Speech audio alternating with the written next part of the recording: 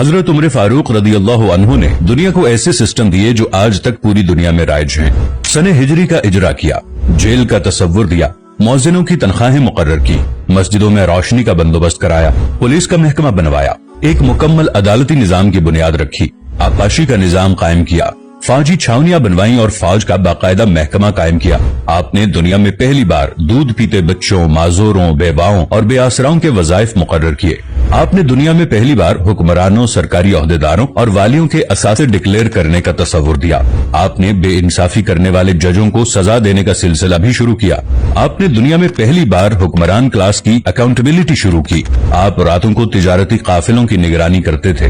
آپ فرمایا کرتے تھے جو حکمران عدل کرتے ہیں وہ راتوں کو بے خوف سوتے ہیں۔ آپ کا فرمان تھا کہ قوم کا سردار قوم کا سچا خادم ہوتا ہے۔ آپ کی مہر پر لکھا تھا عمر نصیحت کے لیے موت ہی کافی ہے۔ آپ کے دسترخوان پر کبھی 2 سالن نہیں رکھے گئے۔ آپ زمین پر سر کے نیچے اینٹ رکھ کر سو جاتے تھے۔ آپ سفر کے دوران جہاں نیند آ جاتی تھی کسی درخت پر چادر تان کر سایہ کرتے اور سو جاتے اور رات کو ننگی زمین پر دراز ہو جاتے۔ آپ کے کرتے پر 14 پیوند تھے اور ان پیوندوں میں ایک سرخ چمڑے کا پیوند بھی تھا۔ آپ موٹا کھردرا کپڑا پہنتے۔ آپ کو نرم اور باریک کپڑے سے نفرت تھی۔ آپ کسی کو جب سرکاری عہدے پر فائز کرتے تو اس کے اثاثوں کا تخمینہ لگوا کر اپنے پاس رکھ لیتے اور اگر کسی سرکاری عہدے کے دوران اس کے اثاثوں میں اضافہ ہو جاتا تو آپ اس کا احتساب کرتے۔ آپ جب کسی کو گورنر بناتے تو اسے نصیحت فرماتے کبھی ترکی گھوڑے پر نہ بیٹھنا، باریک کپڑے نہ پہننا، چھنا ہوا آٹا نہ کھانا، دربان نہ رکھنا اور کسی فریادی پر دروازہ بند نہ کرنا۔ آپ فرماتے تھے ظالم کو معاف کر دینا مظلوموں پر ظلم ہے۔ آپ کا یہ فقرہ آج انسانی حقوق کے چارٹر کی حیثیت رکھتا ہے کہ مائیں بچوں کو آزاد پیدا کرتی ہیں، ہم نے انہیں کب سے غلام بنا لیا۔ فرمایا میں اکثر سوچتا ہوں اور حیران ہوتا ہوں عمر بدل کیسے گیا۔ آپ اسلامی دنیا کے پہلے خلیفہ تھے جنہیں امیر المؤمنین کا خطاب دیا گیا۔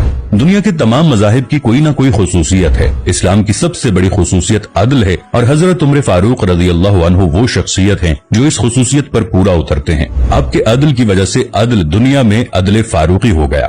آپ شہادت کے وقت مقروض تھے، چنانچہ آپ کی وصیت کے مطابق آپ کا واحد مکان بیچ کر آپ کا قرض ادا کر دیا گیا اور آپ دنیا کے واحد حکمران تھے جو فرمایا کرتے تھے میرے دور میں اگر فرات کے کنارے کوئی کتا بھی بھوک سے مر گیا تو اس کی سزا عمر کو بھگتنا ہوگی۔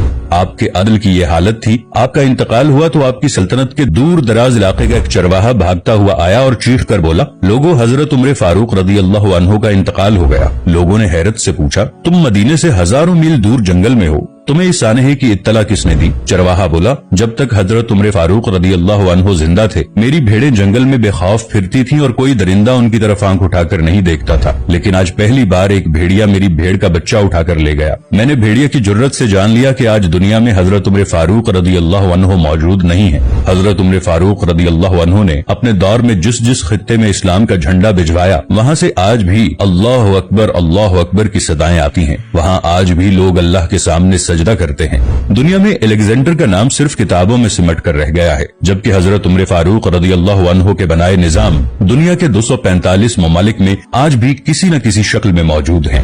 آج بھی جب کسی ڈاک خانے سے کوئی خط نکلتا ہے، پولیس کا کوئی سپاہی وردی پہنتا ہے، کوئی فوجی جوان 6 ماہ بعد چھٹی پر جاتا ہے یا پھر حکومت کسی بچے، معذور، بیوہ یا بے آسرا شخص کو وظیفہ دیتی ہے تو وہ معاشرہ، وہ سوسائٹی بے اختیار حضرت عمر فاروق رضی اللہ عنہ کو عظیم تسلیم کرتی ہے۔ وہ انہیں تاریخ کا سب سے بڑا سکندر مان لیتی ہے، ماں سوائے ان مسلمانوں کے جو آج احساس کمتری کے شدید احساس میں کلمہ تک پڑھنے سے پہلے دائیں بائیں دیکھتے ہیں۔